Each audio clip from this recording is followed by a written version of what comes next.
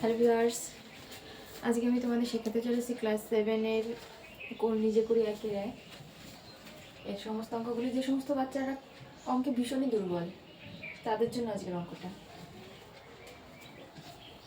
দেখো, একের অঙ্কটা বলেছে এক টাকার 1/2 অংশ সমান এখানে আছে কত পয়সা। দেখো, আমরা প্রত্যেকেই জানি 1 টাকা সমান কত হয়। 1 টাকা সমান হচ্ছে 100 পয়সা। 100 পয়সা, এই 100 পয়সার 1/2 অংশ। 2 দিয়ে 100 যদি আমরা কাটি তাহলে হচ্ছে 2 দিয়ে কাটলে 100 কে ভাগ করলে হচ্ছে 50। তাহলে 50 কে 50 পয়সা লিখে নাও। গেল একের অঙ্কটা, বুঝতে পারি। আর 2 নম্বর অঙ্কটা দেখো, 1 বছরের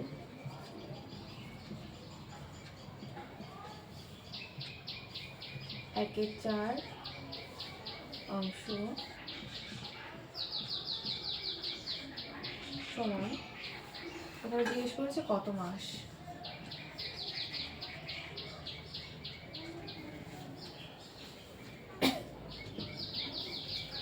তাহলে দেখো, 1 বছরের 1/4 অংশ সমান কত মাস। যেহেতু এখানে মাসে চেয়েছি, অবশ্যই আমরা এটাকে বছরটাকে মাসে করে নেব। 1 বছর সমান সমান, তাহলে আমরা জানি 1 বছর মানে কত মাস হয়। 1 বছর সমান সমান আমরা লিখতে পারি 1 বছর সমান লিখতে পারি 12 মাস। 1 বছর সমান লিখতে পারি 12 মাস। তাহলে দেখো, 12 মাসের 1/4 অংশ, তাহলে 12 মাস এর 1/4 অংশ সমান সমান কত মাস। তাহলে 4 দিয়ে 12কে কেটে দাও, 3 4 12 হয়। 3 দিয়ে 1কে গুণ করে 3 1 3, এখন 3 মাস। এখানে আমরা লিখে দিতে পারি 3 মাস। এখানে এটা যেমন কাটাকাটি করে বেরিয়েছে 50 পয়সা, লিখে দিতে পারো। এবার 3 নম্বর অঙ্কটা দেখো। 3 নম্বর অঙ্কটা বলেছে 4 টাকার 5/8 অংশ। 4 টাকার 5/8 অংশ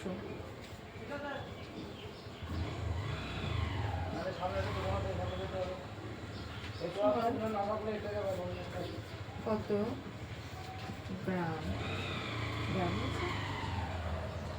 সরি, এটা 3 নম্বর। 3 নম্বর হচ্ছে 4 টাকা কত সময় কত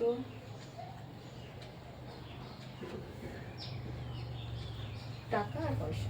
কত টাকা আর একটা চেয়েছে কত পয়সা।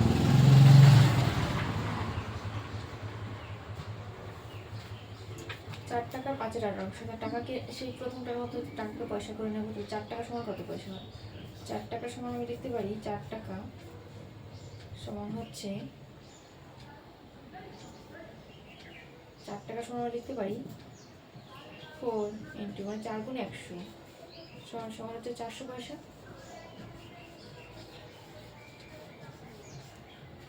400 পয়সা, তাহলে 400 পয়সার 5/8 অংশ। তাহলে 400 পয়সা এর মানে গুণ এর 5/8 অংশ। দেখো, 8 দিয়ে 4কে তো কাটা যাচ্ছে না, 8 দিয়ে 40কে কাটবে। তাহলে 5 8 40, আর একটা শূন্য আছে, এখানে বসে দিলাম। তাহলে এটাকে গুণ করে দাও, 5 5 25, সঙ্গে একটা শূন্য আছে, বসিয়ে দাও। তাহলে 250, এটা হলো পয়সা। দেখো, এখানে আমাদের চেয়েছে কত টাকা কত পয়সা, শুধু পয়সা দেয়নি, টাকাও চেয়েছে পয়সাও চেয়েছে। এখানে আমাদের 250 পয়সা সমান কত টাকা সেটাকে আমাকে বের করতে হবে। তাহলে 250 পয়সাকে টাকায় যদি আমরা প্রকাশ করি, তাহলে দেখো 250কে আমরা যদি 100 দিয়ে ভাগ করি, তাহলে কিন্তু আমরা টাকা পেয়ে যাব। 100 200-র মধ্যে দুবার যায়, তাহলে হবে 200। যদি বিয়োগ করি তাহলে পড়ে থাকে 50। এইটা হয়ে যাবে টাকা, অবশিষ্ট এটা হয়ে যাবে পয়সা।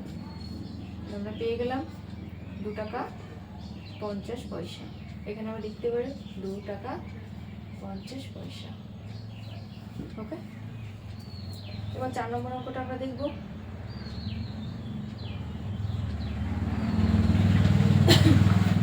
4 নম্বর অঙ্কটা দেখো,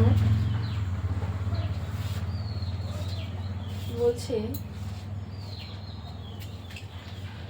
4 নম্বর অঙ্কে বলছে 2 কিলোগ্রামের 1/5 2 কিলোগ্রামের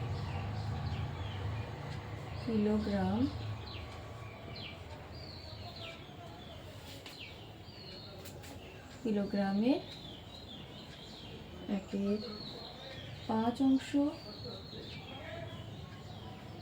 সমান সমান কত গ্রাম। এখানে কিলোগ্রাম রয়েছে, কিন্তু এখানে আমাদের উত্তরটা চেয়েছে গ্রামে, তার মানে আমাদের কিলোগ্রামটাকে গ্রামে প্রকাশ করতে হবে। 2 কিলোগ্রাম সমান, দেখো আমি সংক্ষেপে লিখছি, কিলোগ্রাম মানে কেজি লিখছি, কিলোগ্রাম সমান সমান হলো 2 গুণ, আমরা জানি যে 10 গ্রাম, মানে 10 গ্রাম বলতে কি 1000 গ্রাম, 1000 গ্রাম হচ্ছে 1 কিলো। তাহলে সমান সমান লিখতে পারি 2000 গ্রাম, 2000 গ্রাম গ্রামে প্রকাশ করে নিলাম। এবার 2000 গ্রাম এর মানে গুণ এর 1/5। দেখো 5 দিয়ে 2কে কাটা যায় না, 5 দিয়ে 20 নিচ্ছি, তাহলে 4 5 20 আর 2টো শূন্য আছে, এখানে বসিয়ে দাও, কেটে গেল এটা, তাহলে হলো 400 গ্রাম। এখানে লিখতে পারি 400 গ্রাম।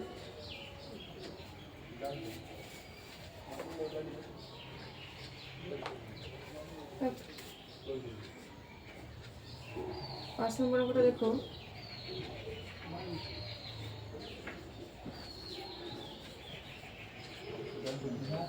5 লিটার 2 ডেসিলিটারে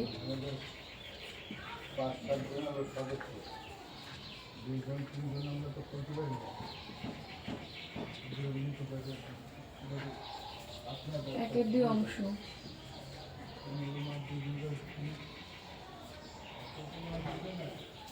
সমান সমান কত লিটার কত ডেসিলিটার, সমান কত dash litre dash decilitre.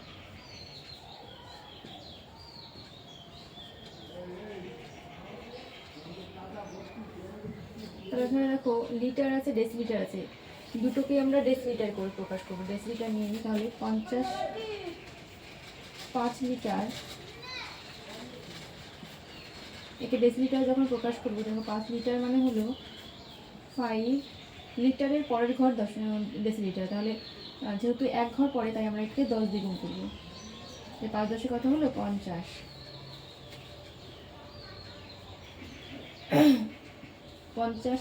Decilitre. এখানে দেখো 5 10 50, 5 লিটার সমান সমান হচ্ছে 50 ডেসিলিটার, 50 ডেসিলিটার।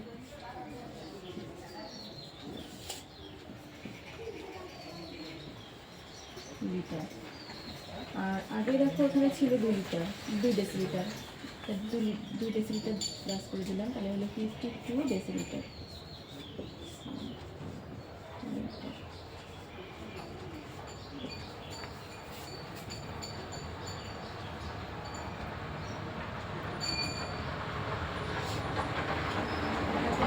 বলছে এই লিটারটা এই লিটারে বলছে 1/2 অংশ, তাহলে হচ্ছে 52 এর 1/2 অংশ, তারপর দেখো 26 হচ্ছে 26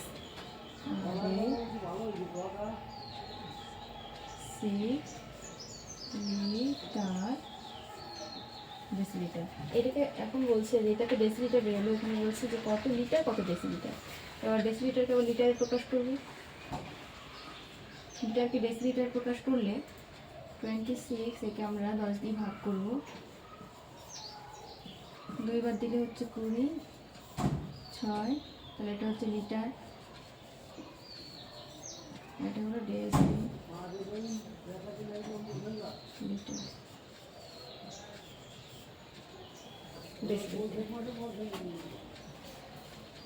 তাহলে এখানে আমরা লিখে দিতে পারি যে 2 লিটার আর 6 ডেসিলিটার।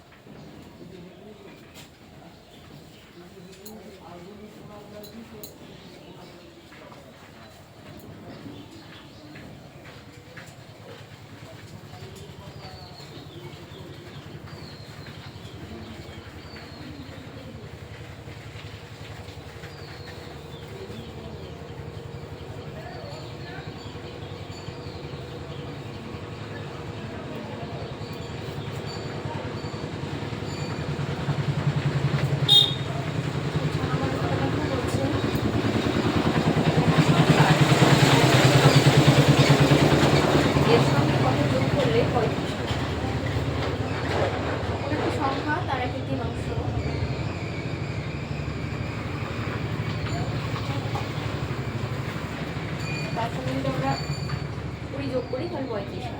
ধরি সংখ্যাটি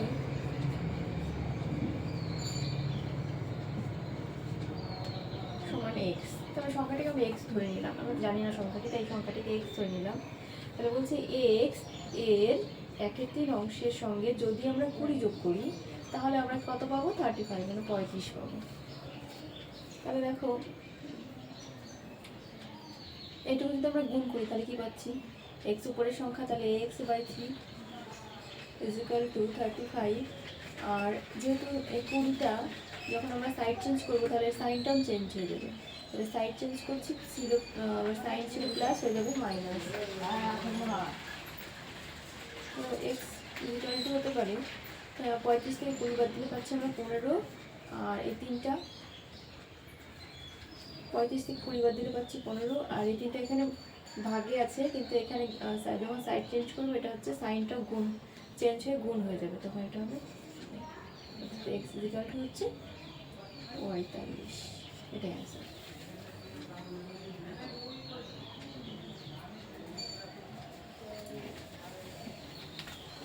আজকের এখানে আমরা যেটুকু করলাম, অর্থাৎ নিজে ধরে 1 থেকে 6 দাগ পর্যন্ত, বাকি আরও 6টা যে অঙ্ক রয়েছে সেটা আমরা পরের ভিডিওতে অবশ্যই করিয়ে দেবো, তোমরা পরের ভিডিওটা অবশ্যই দেখবে। ওকে, বাই বন্ধুরা, তাহলে দেখা হচ্ছে পরের ভিডিওতে।